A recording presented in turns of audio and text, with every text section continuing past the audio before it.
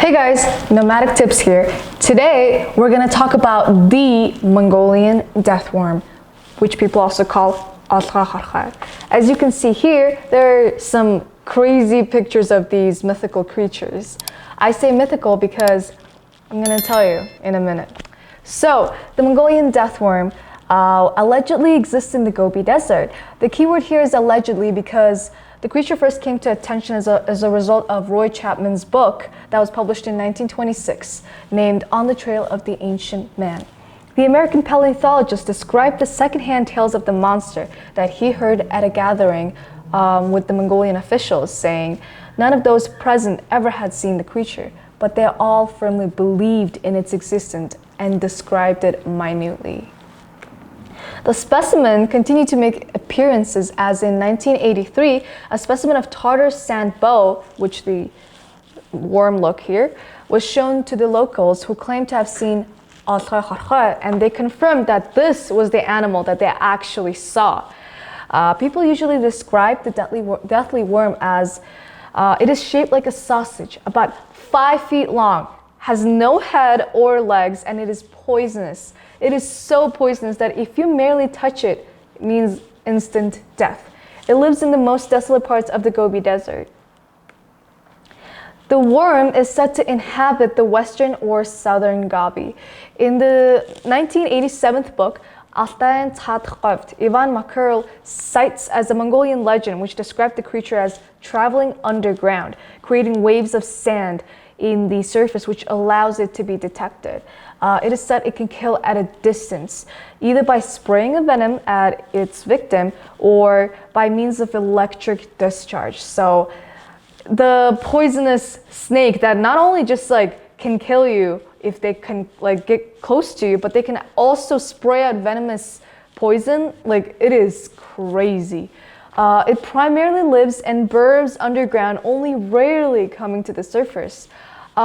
People also say that not only do they travel underground in the dunes of the Gobi Desert, but they also come out around wet weathers like June or July. So who knows? Because Mongolia had been under Soviet control until 1990s, very little was known about the death worm in the West.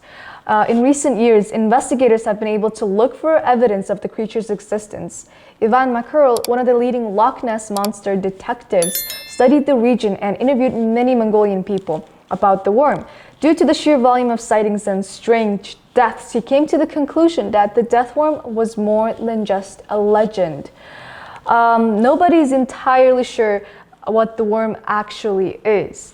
Experts are certain it's not a real worm because the Gobi Desert is too hot an area for annelids to survive.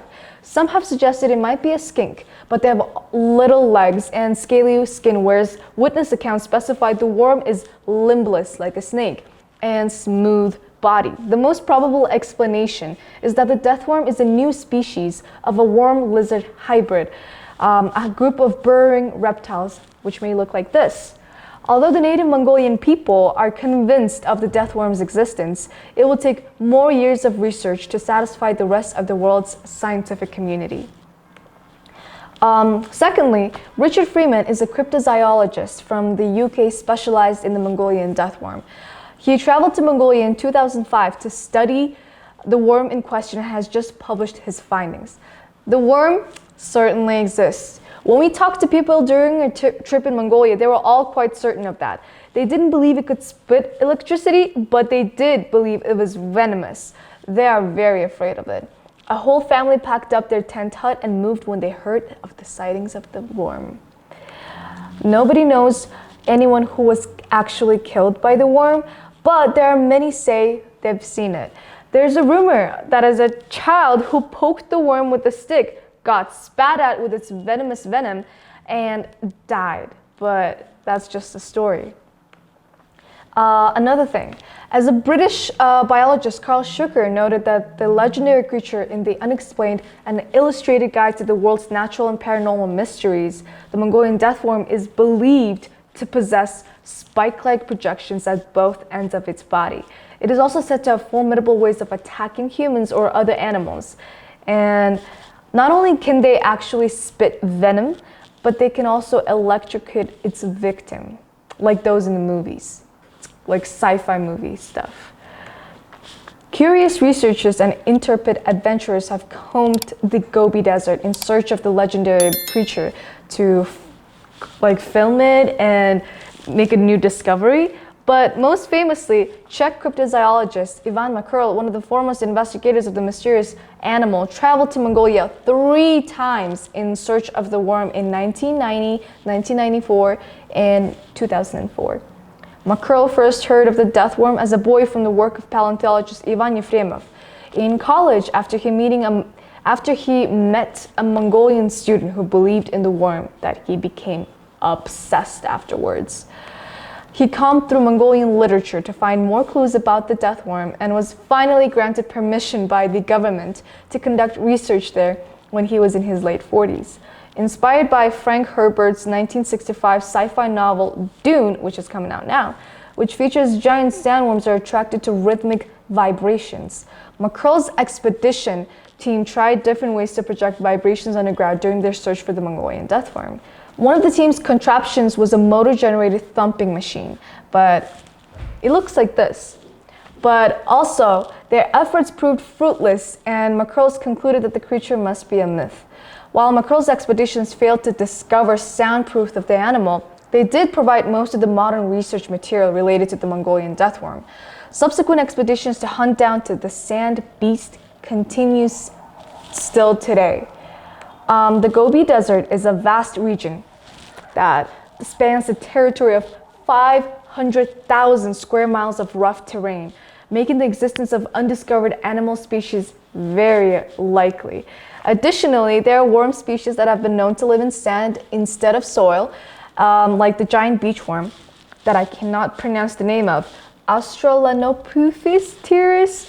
We'll put the name right here so you can search it up for yourself. In Australia. Moreover, in worms, the circulatory system functions by absorbing oxygen through their skin and carrying it through their body, which would allow them to grow up to large sizes like 5 feet long.